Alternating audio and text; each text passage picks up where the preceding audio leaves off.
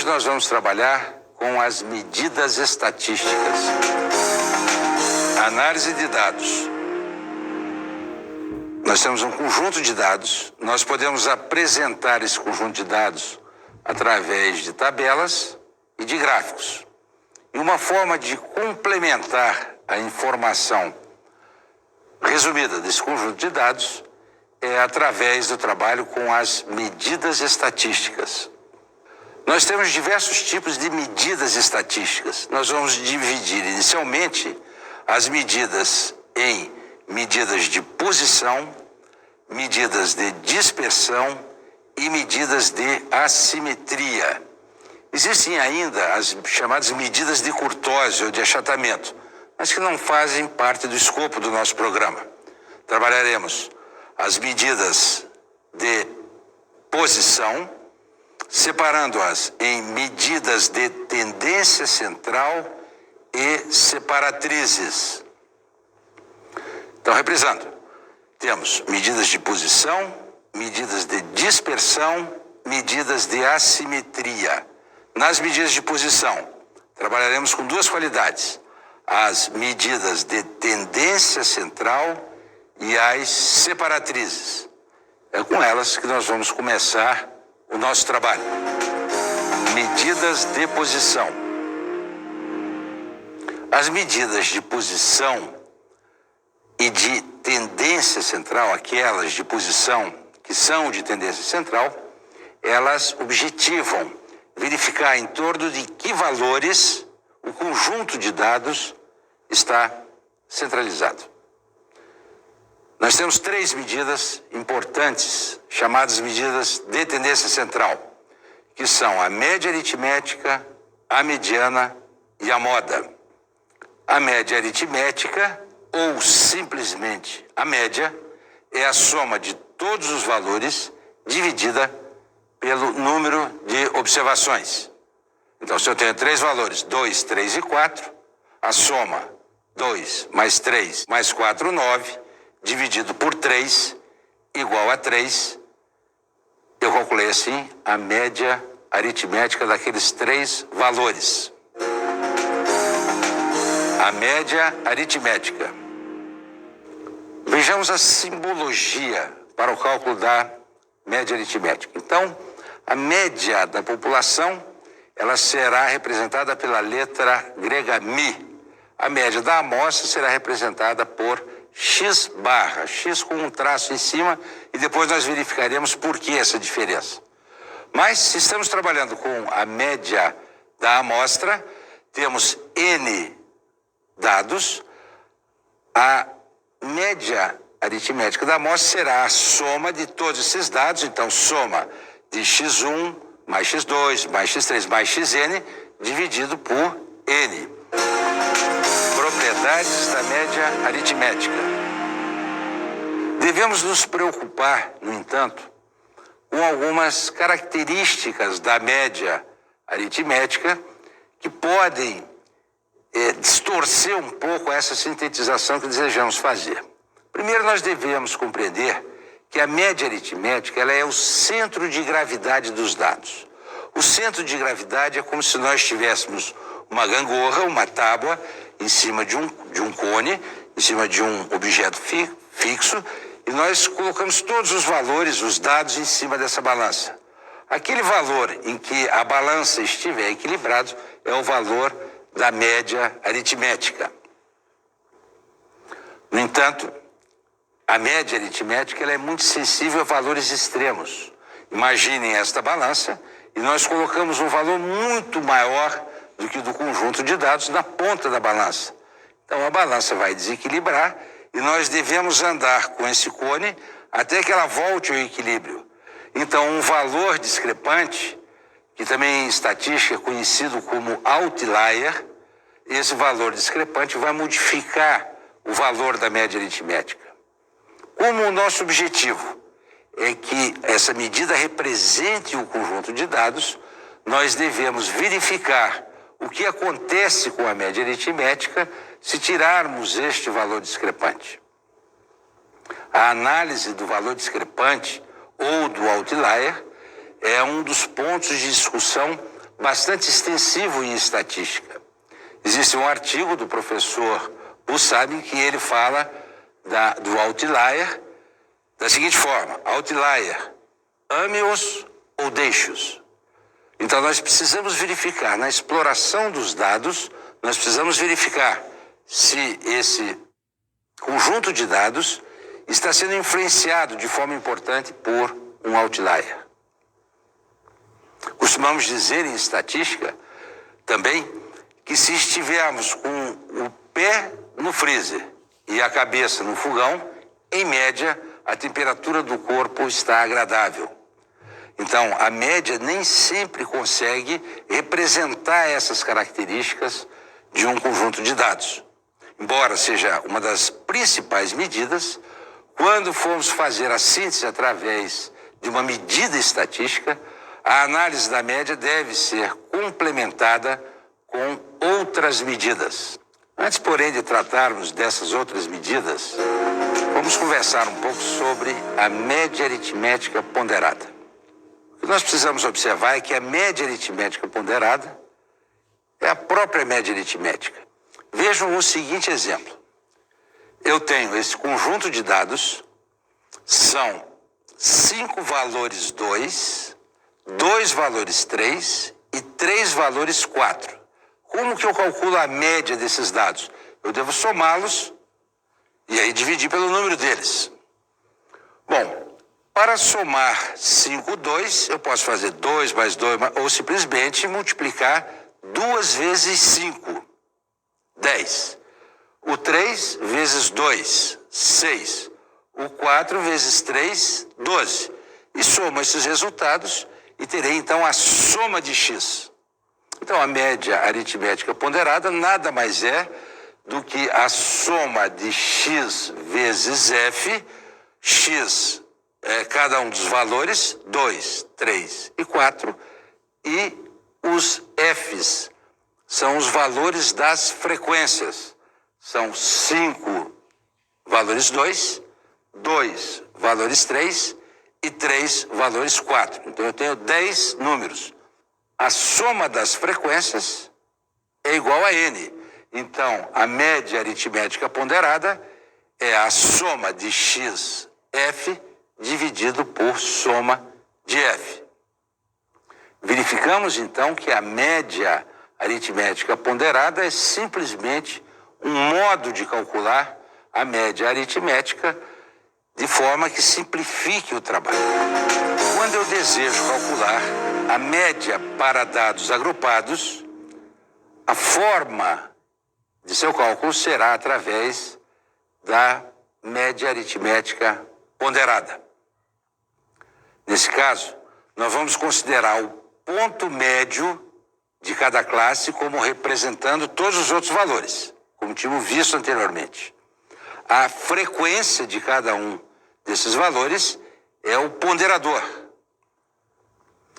Assim, a média aritmética ponderada de um conjunto de dados, ou a média aritmética ponderada para um conjunto de dados que já está organizado numa forma de distribuição de frequências, ou ainda de medidas já organizadas em dados agrupados, é realizado através da expressão soma de x vezes f sobre soma de f. Vamos verificar a operacionalização desse procedimento através do cálculo da média aritmética das idades dos funcionários da nossa empresa ABC, quando nós temos os dados já organizados em distribuição de frequências. Veja então como esses dados estão organizados. Eu tenho um conjunto de classes, em cada classe eu tenho um conjunto de elementos, que é representado pela frequência. Então, esse conjunto de elementos é representado pela frequência. Depois, eu tenho x, que é o ponto médio de cada classe. Se eu multiplicar o valor de x pelo valor da sua respectiva frequência e somar esses produtos, eu tenho a soma de xf. Quando eu divido a soma de xf por soma de f, que é o número de valores, eu tenho a média aritmética dos dados agrupados. Eu terei uma representação aproximada do verdadeiro valor da média aritmética da amostra. Vejo que quando eu tomo esse procedimento de pegar X, o ponto médio, como se fosse todos os valores, eu faço uma pequena aproximação. Eu perco em detalhes, ganho em simplificação. A diferença entre o valor do verdadeiro valor da média e o valor obtido pelo cálculo da média através da distribuição de frequências, essa diferença é mínima.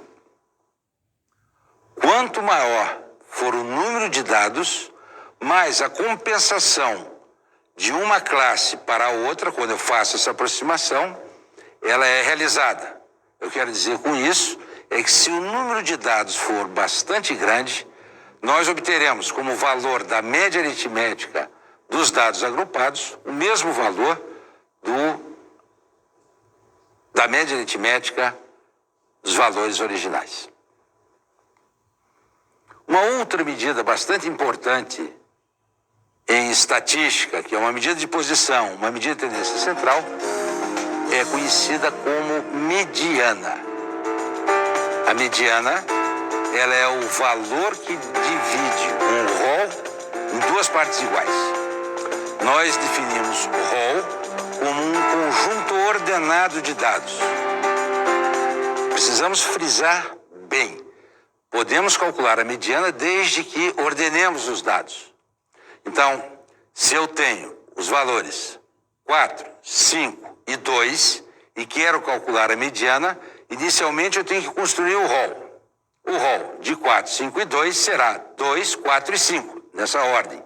O valor que divide esse rol em duas partes iguais é o 4. Portanto, a mediana será igual a 4. Vejamos um novo exemplo. Seja o conjunto de dados 2, 3, 7, 7 e 9. Os dados já estão em um rol, estão em ordem crescente. Qual é o valor que divide esse rol em duas partes iguais? É o valor 7, é o valor que está no centro. Bom, quando eu tenho um conjunto pequeno de dados, como esse, 5 dados, é fácil verificar, olhando esse conjunto de dados, qual é o valor central. Mas se eu tenho um conjunto muito grande de dados, a verificação da posição em que o valor da mediana está antecede a determinação da mediana. Vejam, o 7 é o terceiro valor.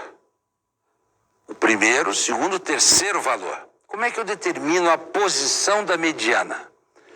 Eu tomo o número de dados, 5, somo 1, 5 mais 1, 6, divido por 2, 6 dividido por 2, 3. Esse 3, ele é o valor da posição. Não fazemos conta com esse valor. É o terceiro valor. Primeiro, segundo, terceiro valor. Quando eu tenho um número par de dados, eu devo iniciar também o cálculo da mediana através da determinação da posição da mediana. Se eu tenho 6 dados, a posição da mediana será 6 mais 1, 7, dividido por 2, 3,5. Então, seria o terceiro dado e meio. Eu tenho 6 dados, a mediana está entre o terceiro e o quarto valor. Portanto, o terceiro e meio será a posição da mediana. Mas eu não tenho valor nenhum ali. Como é que eu determino o valor da mediana? Basta tomar a média aritmética entre o terceiro e o quarto valor. Vejamos agora como nós calcularíamos a mediana se os dados já estivessem agrupados. Vamos verificar, através do exemplo dos salários dos nossos funcionários, os funcionários da empresa ABC, o cálculo da mediana. Então, nós temos as classes, as frequências de cada classe e temos as frequências acumuladas para cada classe. Então, na primeira classe, nós temos 11 funcionários.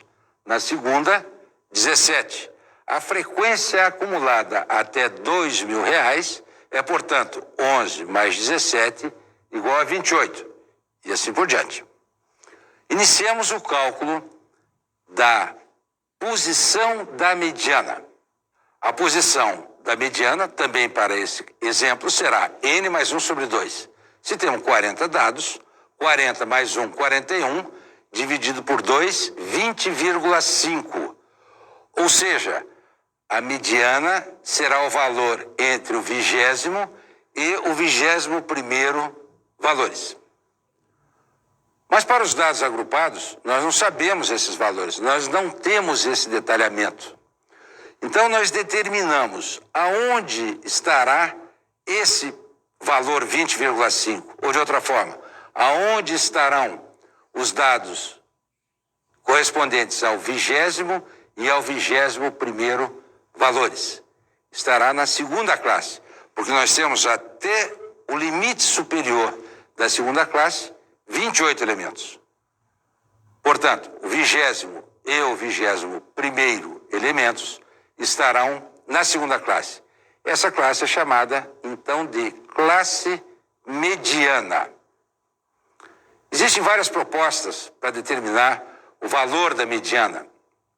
Uma proposta muito simples é considerar o ponto médio da classe mediana como o valor da mediana. Pode haver uma pequena distorção, mas o valor que nós vamos encontrar é um valor bastante próximo do valor exato da mediana dos dados. É bom que se diga, é bom que se verifique que a mediana não é sensível a valores extremos. Se eu tenho 3 dados, 2, 3 e 5, a mediana é o 3. Se eu tenho 3 dados, 2, 3 e 100, a mediana também é 3. Ou seja, complementarmente ao cálculo da média aritmética, nós devemos sempre calcular a mediana, que nos informará, repito, de forma complementar, qual é a tendência central dos dados. Uma outra medida importante em estatística, uma medida de posição e de tendência central, é a moda. A moda, ela é simplesmente o valor que acontece mais vezes, o valor com maior frequência. A estatística costuma emprestar palavras do jargão comum, popular, e dar a esse jargão um valor matemático. Então, moda é aquele valor que ocorre com maior frequência. Então, se eu tenho um conjunto de dados 2, 3, 3 e 5, a moda é 3, porque a moda foi daqueles valores o que ocorreu com maior frequência. Um conjunto de dados pode ter uma moda, e ele será, então, unimodal. Ele pode ter 2 modas, será bimodal, 3 modas, trimodal, e a partir de 4 modas ele será polimodal. Um conjunto que não tem nenhum número repetido, ele é um conjunto que não tem moda. Cada um vai como quer. Então ele é chamado de conjunto amodal, não tem moda. Ou podemos considerar todos os valores como moda e ele será um conjunto polimodal. Então, com a média, a moda e a mediana, nós temos um conjunto de medidas que vão nos informar sobre a centralidade dos dados. Vamos supor a seguinte série numérica: 1, 4, 6, 8, 8, 10, 33. A média dessa série é a somatória de todos os valores dividida pelo número de elementos da série, ou seja, a média é 10. Já a mediana é o dado que fica no meio da série quando as entradas são colocadas em ordem crescente ou decrescente, no caso, o número 8. E, por fim, a moda é o conjunto de dados que ocorrem com a maior frequência, neste caso, também o número 8. Vamos ver agora as separatrizes. Então, as medidas de posição, elas são as medidas de tendência central e as separatrizes. As separatrizes, elas são, no seu conceito, muito próximas ao conceito da mediana. A mediana divide o rol em 2 partes iguais. Nós teremos algumas medidas que dividirão o rol em 4 partes iguais, por exemplo. Então, essas medidas são chamadas de quartis. Para dividir um rol em 4 partes iguais, eu preciso de 3 medidas. Então, os quartis são medidas que dividem o rol em 4 partes iguais. O primeiro quartil, ele divide o rol em 75% acima e 25% abaixo. O segundo quartil divide 50% acima e 50% abaixo. O segundo quartil é a própria mediana. O terceiro quartil divide o rol em 75% abaixo desse valor e 25% acima. Os quartis são medidas bastante utilizadas na análise exploratória de dados, como veremos daqui a pouco. Além dos quartis, nós podemos definir os decis e os percentis.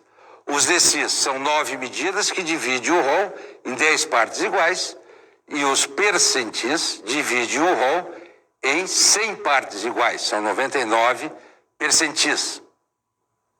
Da mesma forma que para a mediana nós calculávamos a posição da mediana, para os quartis, para os decis e para os percentis, a melhor forma de determinarmos o valor de cada uma dessas medidas é iniciando por determinar a sua posição. Então, o quartil 1, ele será n mais 1 sobre 4 vezes 1. Veja agora, o quartil 2, ele é n mais 1 sobre 4 vezes 2. Quando eu divido 2 por 4, eu tenho n mais 1 sobre 2. Portanto, a posição do segundo quartil é igual à posição da mediana. Isso só comprova o que nós tínhamos verificado anteriormente intuitivamente. O segundo quartil é igual à mediana. De uma forma genérica, então, o quartil de ordem I, QI, será igual a I, que multiplica n mais 1 sobre 4. E pode assumir os valores 1, 2 e 3. Para o quartil fica fácil ver isso. Mas para os decis é a mesma coisa. A posição do iésimo decil será igual a I vezes n mais 1 sobre 10.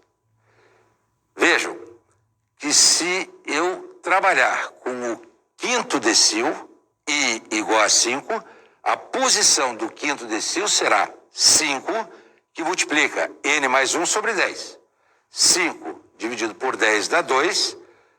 Então, a posição do quinto decil é n mais 1 sobre 2, que é a própria mediana. Então, o segundo quartil, o quinto decil e a mediana são a mesma medida. Da mesma forma, os percentis. Quando eu multiplico I por n mais 1 sobre 100, eu vou determinar a posição do iésimo percentil. Valeria perguntar, qual percentil é a mediana? Bom, se substituirmos I por 50, 50 sobre 100 vai dar n mais 1 sobre 2. Então, o 50º percentil é a mediana. Fica para vocês pensarem. Que percentil é equivalente ao primeiro quartil? E por aí dá para você, então, fazer ilações comparando percentis, decis, quartis e, claro, e a mediana. Com isso, nós encerramos o nosso estudo de medidas de posição. Vale a pena apresentar duas formas gráficas da análise exploratória de dados que utilizam as separatrizes para representar o conjunto de dados. A primeira delas é chamada de esquema de 5 números. Então, o esquema de 5 números é simplesmente essa representação em que nós temos o valor mínimo e o valor máximo na base do esquema, temos o primeiro quartil e o terceiro quartil nas arestas e temos no centro a mediana. Esse esquema de 5 números, ele é bastante útil para você ter uma ideia resumida de como se comporta o conjunto de dados. Uma outra forma, uma outra expressão gráfica recente, moderna, de representação do conjunto de dados utilizando as separatrizes é o chamado box plot.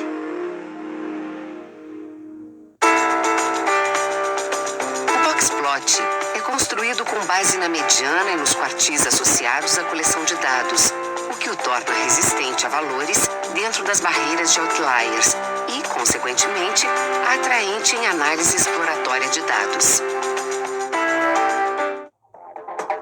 O seu gráfico em formato de caixa é traçado de maneira que suas bases tenham alturas correspondentes, cujos limites são o primeiro e o terceiro quartis, representando 25% e 75% dos dados, respectivamente.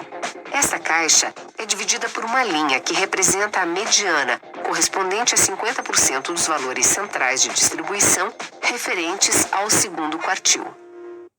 Diferentemente do que muita gente pensa, que seria o desenho, o diagrama de caixas, porque ele será, como veremos daqui a pouco, representado por uma caixa, o box plot leva esse nome porque quem bolou esse sistema de representação gráfica dos números foi o George Box, que é um dos maiores estatísticos ainda vivos.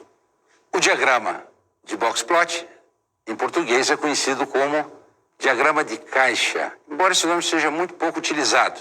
Como de resto, no mundo todo, em homenagem ao estatístico Box, os estatísticos utilizam box plot para representar esse diagrama. Ele é muito engenhoso. Vejamos como ele funciona. Nós temos uma caixa central em que à esquerda nós temos o valor do primeiro quartil, à direita o valor do terceiro quartil. E no centro da caixa, a mediana. A diferença entre o terceiro quartil e o primeiro quartil é chamada de diferença interquartílica. Tendo o primeiro quartil, o terceiro quartil e a diferença interquartílica, eu vou determinar esse valor, Q3, mais 1,5 a diferença interquartílica, e vou colocar esse valor como um dos valores do conjunto de dados. E a mesma coisa para o valor inferior. Os outliers, ou valores discrepantes, serão então pontos colocados nessa reta virtual, que de fato não existe, na sua posição, seja acima ou seja abaixo dos valores limites que determinamos para o box plot. Com isso, nós encerramos, agora sim, de forma definitiva, o estudo das medidas de posição e iniciamos a discussão para um conjunto importante de medidas, que são as chamadas medidas de dispersão.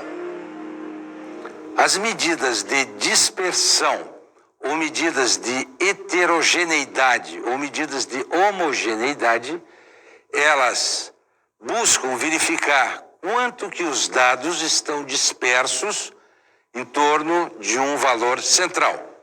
No geral, esse valor considerado como central é a média aritmética.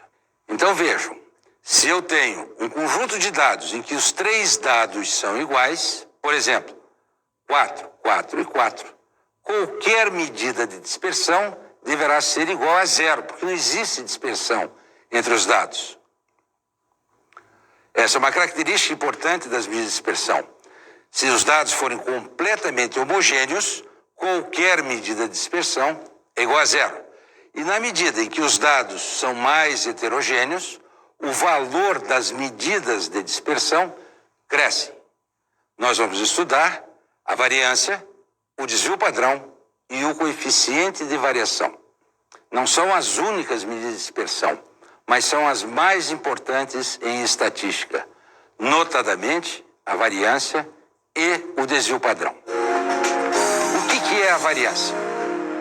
A variância, ela será a soma dos desvios de cada valor em relação à média elevado ao quadrado dividido pelo número de observações. Vamos repetir. Eu tenho uma média aritmética. Eu pego cada um dos valores que gerou essa média aritmética, eu vejo a distância de cada valor para a média. Então eu calculo a diferença, o valor menos a média. Observe que essas diferenças serão positivas quando os valores forem maiores que a média e serão negativas quando os valores forem menores do que a média. Uma propriedade interessante da média aritmética é que a soma dos desvios dos dados em relação à média sempre é igual a zero. Sempre. Por isso, para o cálculo da variância, nós verificamos esses desvios em relação à média e elevamos ao quadrado. Essa é a razão de elevarmos ao quadrado. Somamos esses desvios todos e dividimos pelo número de observações. É como se tirássemos uma média aritmética dos desvios ao quadrado. Essa é a variância. A variância, ela é representada pela letra grega sigma ao quadrado, quando se trata de população. Quando se tratar de amostra, ela é representada por S ao quadrado. Ou simplesmente variância de x, para o caso da população, e calculamos então desta forma: soma ao quadrado dos desvios, ou melhor, soma dos desvios ao quadrado. Ficou bem claro que eu calculo os desvios, elevo cada desvio ao quadrado e depois somo. Divido por n e tem a variância. Há uma particularidade: quando eu trabalho com a população, e na população eu vou representar o tamanho da população, o número de elementos por n maiúsculo. Então a variância na população será a soma de x menos μ ao quadrado sobre n maiúsculo. Então esse é um valor calculado na população. No entanto, se eu estou trabalhando com uma amostra, a expressão da variância será soma de x menos x barra. Vejo que na amostra a representação da média aritmética será x barra. Então, soma de x menos x barra ao quadrado dividido por n menos 1. Por que n menos 1 e não simplesmente o n minúsculo, que é a representação do tamanho da amostra? Isso nós verificaremos quando estudarmos a teoria de estimação, quando estudarmos as propriedades dos estimadores. Por enquanto, aceitem e quando forem calcular a variância de uma amostra, sempre dividam por n menos 1. Vejam, a variância ela é uma medida ao quadrado. Se eu estou trabalhando com uma medida de distância, metro, por exemplo, então, quando eu calculo a média aritmética, eu somo os valores e somo junto com suas unidades. Se a média é 4, ela é 4 metros. Se a variância é 1,5, ela é metros ao quadrado. Porque quando eu tiro x menos x barra ao quadrado, eu estou levando a unidade junto. Bom, mas se eu estou fazendo medida linear e a minha medida de variabilidade ela é uma medida quadrática, ela perde o significado físico. Por isso, se eu retirar a raiz quadrada da variância, nós teremos uma medida de dispersão que aquilata o tamanho da variabilidade dos dados, e essa medida será na mesma unidade dos dados. Se a medida original é linear, a variância será ao quadrado, então a medida metro, a variância será metro ao quadrado. Se eu retiro a raiz quadrada da variância, o meu resultado será uma medida também linear. Faz mais sentido. Se a minha medida original ela é uma medida de área, então eu tenho metro ao quadrado elevado ao quadrado, eu tenho metro à quarta. Não faz nem sentido físico isso para nós, dentro do que nós compreendemos nas 3 dimensões. Essa medida em que eu retorno à unidade original, é chamada de desvio padrão. Então, o desvio padrão nada mais é do que é a raiz quadrada da variância. Sem a variância, a estatística não existiria. A variância é que mede o acaso, a obra do acaso, os desvios devido ao acaso. O coeficiente de variação, ele é uma padronização do desvio padrão para a dimensionalidade dos dados. Vocês vão entender. Imagine um conjunto de dados, 1, 2 e 3, de uma amostra. 1, 2 e 3. Como é que eu calculo o desvio padrão? A média é 2, 1 menos 2 é 1, ou menos 1, mas eu vou levar ao quadrado, então vai ser 1 menos 2, 1 ao quadrado 1, 2 menos 2, 0 ao quadrado 0, 3 menos 2, 1 ao quadrado 1, 1 mais 1, 2. Se eu estou trabalhando com uma amostra, por exemplo, eu vou dividir então por n menos 1, por 2. 2 sobre 2, desvio padrão 1. Em primeiro lugar, o desvio padrão, diferente da média, que é o centro de gravidade dos dados, ele não é uma medida física. Ele serve para efeitos comparativos. Vejamos uma nova amostra. 11, 12 e 13. Média, 12. 11 menos 12, menos 1 ao quadrado, 1. 13 menos 12, 1 ao quadrado, 1. 12 menos 12, 0 ao quadrado, 0. 1 mais 1, 2. Dividido por n menos 1, dividido por 2, 1. Vejam então. 1, 2 e 3 tem desvio padrão 1. 11, 12 e 13 tem desvio padrão 1. A pergunta é, os dois conjuntos são igualmente homogêneos? Vamos pegar um terceiro conjunto de dados. 111, 112 e 113. Desvio padrão 1, da mesma forma.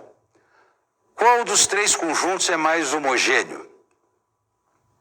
Imagine que nós tenhamos um instrumento que ele mede distância. Se eu faço uma medida, a medida resultou em 1 metro. Faço uma segunda medida, resultou em 2 metros. Faço uma terceira medida, resultou em 3 metros. O instrumento é bom ou é ruim? As medidas são próximas ou são distantes? O instrumento é muito ruim. No entanto, se eu tenho 111 metros, 112 e 113 metros, ou 1111, 1112, 1113, o que acontece? O meu instrumento, ele é muito melhor, ou seja, as medidas maiores, 111, 112 e 113, são muito mais homogêneas do que 1, 2 e 3. E é isso que o coeficiente de variação objetiva melhorar a interpretação do desvio padrão. Como é que nós fazemos? Nós igualamos a média a 100 e o desvio padrão ao coeficiente de variação. Então, fazendo uma regra de 3 simples, o coeficiente de variação será igual ao desvio padrão sobre a média vezes 100. Nesse exemplo, que nós verificamos 1, 2, 3, 11, 12, 13, 111, 112, 113, vocês podem verificar para esses três conjuntos de dados que o coeficiente de variação do primeiro conjunto de dados, 1, 2, 3, será de 50%. Desvio padrão 1, a média 2, 1 sobre 2, 0,5 vezes 100, 50%. Para o segundo conjunto de dados, o coeficiente de variação estará em torno de 9%. E para o terceiro conjunto de dados, um pouco menor do que 1%. Então, o coeficiente de variação revela que realmente o conjunto 111, 112 e 113 é o conjunto mais homogêneo. Mas o coeficiente de variação ele vai servir principalmente para a análise dos dados. Vou repetir, para a inferência estatística, embora o desvio padrão ele peque por não verificar essa dimensionalidade dos dados, ele vai ser muito útil para podermos fazer ilações para a população, inferências para a população a partir de dados da amostra. Finalmente, nós vamos estudar uma medida de assimetria. Existem várias propostas de medidas de assimetria. O objetivo de uma medida de assimetria é verificar se os dados são simétricos em relação a um valor central, no geral a média, ou se os dados são assimétricos. Nós verificamos para o conjunto de salários dos funcionários da empresa ABC que a grande maioria dos funcionários tem um valor de seu salário menor do que a média. Ou seja, os dados, quando são simétricos, eles têm uma representação em torno de um valor central com uma distribuição equitativa dos dados.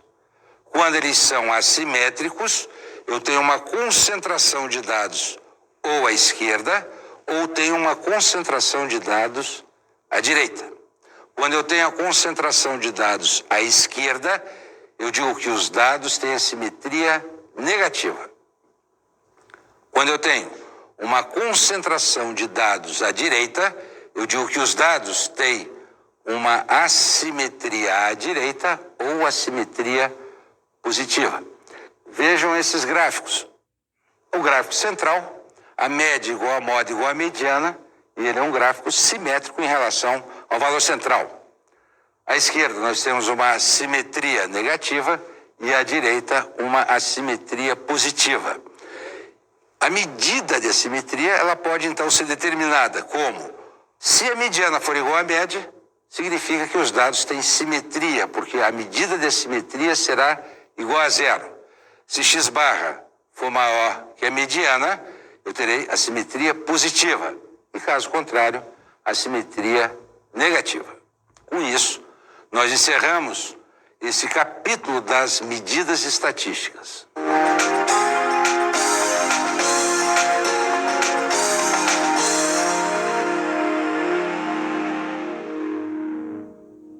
A dica de hoje é que vocês verifiquem no capítulo 1.1.2 do livro A Estatística Básica e Sua Prática, do David Moore.